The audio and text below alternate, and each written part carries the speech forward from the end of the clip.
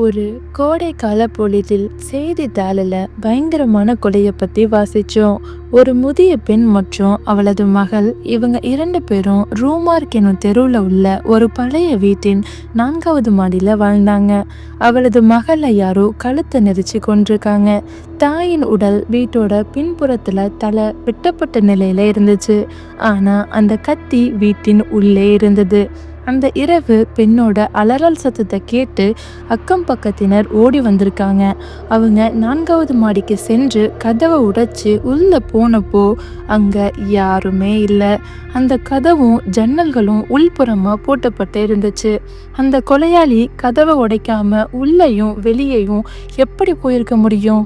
Police எல்லாம் ரொம்ப கன்ஃபியூஸா இருந்தாங்க. ஆனா டூஃபின் மட்டும் இதை வேற விதமா சிந்திச்சான்.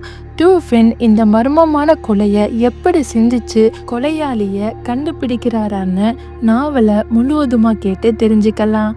நான் உங்கள் எஸ்ஏ தமிழுடன் இணைவோம். இது ஒரு மர்மம்தான், ஆனா இதுக்கு ஒரு பதில் கண்டிப்பா இருக்கு. பாரிஸ் போலீஸ் எல்லாம் கடுமையாக உழைக்கிறாங்க. அதுக்கான நல்ல ரிசல்ட்டும் அவங்களுக்கு கிடைக்குது. ஆனால் அந்த மெத்தடு இதுக்கு வேலை செய்யாது. ஒரு பிரச்சனையை பக்கத்தில் பார்த்தா சில விஷயங்கள் தெளிவாக பார்க்கலாம், ஆனால் அதை ஒரு முழு நிகழ்வாக புரியாது நமக்கு. இதுக்கு கண்டிப்பாக ஒரு தீர்வு இருக்குது. நாம் அந்த வீட்டுக்கு போய் பார்ப்போம். எனக்கு அந்த போலீஸை ரொம்ப நல்லா தெரியும். அதனால் அவர் நம்ம உள்ளே போகிறதுக்கு நமக்கு கண்டிப்பாக அனுமதி கொடுப்பாரு. இது ஒரு சுவாரஸ்யமாக கூட நமக்கு இருக்கலாம். டியூஃபின் ஏன் இவ்வளோ உறுதியாக சொல்கிறான்னு எனக்கு புரியலை. நான் அவங்கிட்ட இதை பற்றி எதையும் கேட்கல. அந்த வீட்டுக்கு நாங்கள் மாலை நேரம் போனோம். ரூமார்க் வீடு அடையாளம் காண்பதற்கு ரொம்ப சுலபமாக இருந்துச்சு. ஏன்னா ஒரு பெரிய கூட்டம் அங்கே இருந்தது. உள்ளே போகிறதுக்கு முன்னாடி டூஃபின் வீட்டை சுற்றி நல்லா பார்த்தான். பக்கத்தில் உள்ள வீடுகளையும் கவனமாக பார்த்தான். பிறகு நாங்கள் உள்ளே போனோம். மாடியில் அந்த இளம் பெண்ணோட உடல் கிடந்த அறைக்கு நாங்கள் போனோம். இருவரின் உடல்களும் அங்கே தான் இருந்துச்சு. போலீஸார் அறையை மாற்றாமல் அவங்க வீட்டுக்கு போயிருந்தாங்க. செய்தித்தாளில் படித்ததை தவிர வேற எதுவுமே எனக்கு தெரியல. ஆனால் டூஃபின் எல்லாத்தையும் ரொம்ப கவனமாக பார்த்துக்கிட்டு இருந்தான். உடல்களையும் சுவர்களையும் புகைநானல் குழாய்களையும் ஜன்னல்களையும் ரொம்ப கவனமாக பார்த்தான். பிறகு நாங்கள் வீட்டுக்கு திரும்பினோம். டூஃபின் எதுவுமே என்கிட்ட சொல்லலை. அவனது கண்களில் ஒரு கடுமையான பார்வை இருந்தது. அவன் தீவிரமாக எதையோ யோசிச்சான்னு மட்டும் எனக்கு தெரிஞ்சது.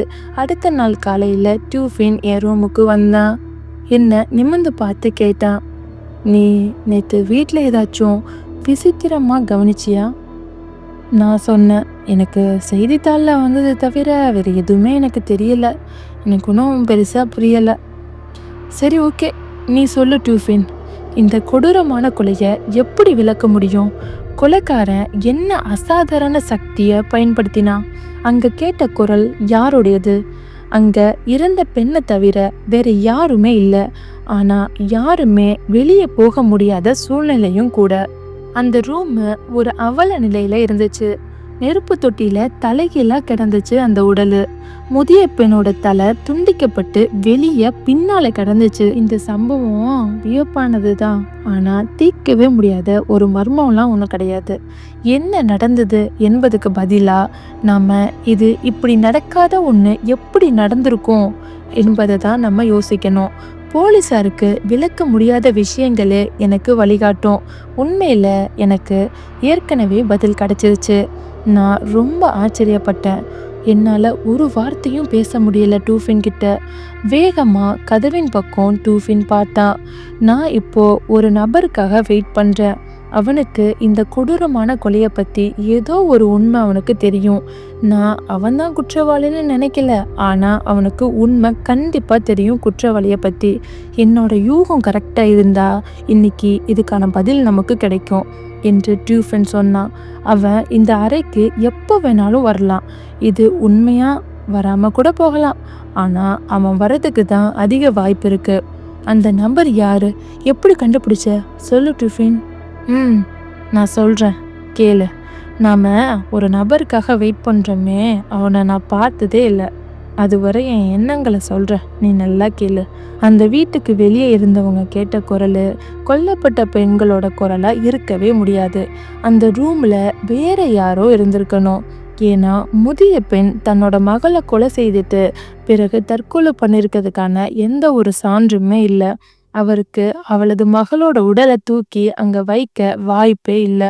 அவளோட மரணத்திற்கான நிலைமையே அவ தானே இதை செய்திருக்க முடியாது என்பதை நல்லாவே காட்டுது. ஒரு மனிதன் கத்திய வச்சு தன்னை தானே கொல்லலாம், ஆனா தான் தலையை சாய்த்து விழ கத்திய கீழே போடவும் பிறகு ஜன்னலிலிருந்து கீழே குதிக்கவும் முடியாது. இதை செய்தது கொலைதான். அதுவும் யாரோ மூணாவதா ஒருத்தன் தான் இதை செய்திருக்கணும். ஆனா முக்கியமா அந்த வீட்டுக்குள்ள கேட்ட குரல் கொல்லப்பட்ட பெண்களோட குரலா இருக்க முடியாது. அது வேற யாரோ ஒருத்தருடையதை தான் இருக்கணும். டூஃபினோட சிந்தனை ரொம்ப ஆழமா ஓடியது. நாம மக்களை சொன்ன விஷயங்களை கவனமா யோசிச்சு பார்ப்போம். அவங்க அந்த குரலை பத்தி சொன்னது ஏதாச்சும் உனக்கு விசித்திரமா இருந்துச்சா என்று கேட்டான். நான் யோசிச்சு பார்த்துட்டு சொன்னேன். லோவா வந்த வாய்ஸு ஃப்ரெஞ்சு நாட்டவருடையதுன்னு சொன்னாங்க. ஆனால் ஹையா வந்த வாய்ஸு யாரோடதுன்னு யாருக்குமே தெரியலன்னு சொன்னேன். ஆமாம், அவங்க அப்படிதான் சொன்னாங்க. டியூஃபினோட கண்கள் மின்னின. ஆனால் அதுதான் முக்கியமான விஷயம் இல்லை. ஒரு இத்தாலியர், ஒரு ஆங்கிலேயர், ஒரு ஸ்பெயினர் மற்றும் பிரெஞ்சு நாட்டவர்னு 4 நாடுகளை சேர்ந்த 4 நபர்கள் அந்த குரல் எப்படி இருந்துச்சுன்னு சொல்லும் போது ஒவ்வொருத்தவரும் அது வெளிநாட்டவர் குரல்னு சொன்னாங்க. அது வியப்பான விஷயமா உனக்கு தெரியலையா? ஒரே அறையில் 4 நாடுகளை சேர்ந்த 4 நபர் இருந்தும் அவங்க யாருக்கும் அந்த குரல் புரியலை. ஒவ்வொருவரும் அதுக்கு ஒரு வேறு பெயர் சொன்னாங்க. நான் சொன்னேன், நிச்சயம் உலகத்துல இன்னும் பல நாடுகள் இருக்கு, அது வேற நாட்டை சேர்ந்த ஒருத்தருடைய குரலா கூட இருக்கலான்னு டூஃபின் சொன்னான். ஆனா கவனி, அந்த நபர்கள் யாரும் அந்த குரலை ஒரு தனிப்பட்ட வார்த்தையை கூட தெளிவா கேட்டதா சொல்லல. அவனது கண்கள் நேரா என்னை பார்த்துச்சு. மெதுவா சொன்னான், நாம இதுவரை தெரிஞ்ச விஷயங்கள் உண்மையை கண்டுபிடிக்க போதுமானது. பதில் என்னன்னு இப்ப நான் சொல்ல மாட்டேன். ஆனா ஒரு விஷயத்த மட்டும் ஞாபகம் வச்சுக்க. நாம அந்த வீட்டுக்கு போன உடனேயே எனக்கு உண்மை என்னன்னு தெரிஞ்சது. இந்த நாவல் உங்களுக்கு பிடிச்சிருந்துச்சுன்னா லைக் பண்ணுங்கள், கமெண்ட் பண்ணுங்கள். இது போன்ற நாவல்களையும் கதைகளையும் கேட்க Tamil talk Tamil audio book சேனலை சப்ஸ்கிரைப் பண்ணுங்கள். நான் உங்கள் எஸ்ஏ தமிழுடன் இணைவோம்.